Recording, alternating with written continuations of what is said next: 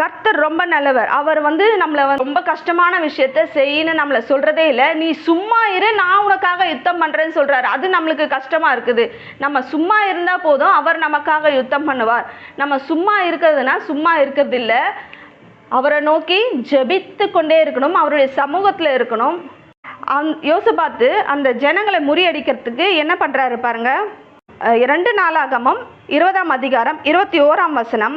பின்பு அவன் ஜனத்தோட ஆலோசனை பண்ணி பரிசுத்தமுள்ள மகத்துவத்தை துதிக்கவும் ஆயுதம் அணிந்தவர்களுக்கு முன்னாக நடந்து போய் கர்த்தரை துதியுங்கள், அவர் கிருபை என்றும் உள்ளதென்று கர்த்தரை பாடவும் பாடகரை நிறுத்தினான். அவர்கள் பாடி துதி செய்ய தொடங்கின போது யூதாவுக்கு விரோதமாய் வந்து பதிவிருந்த அம்மோன் புத்திரரையும் மோவாபியரையும் சேயீர் மலை தேசத்தாரையும் ஒருவருக்கு விரோதமாய் ஒருவரை கர்த்தர் எழும்ப பண்ணினதினாலே அவர்கள் வெட்டுண்டு விழுந்தார்கள்.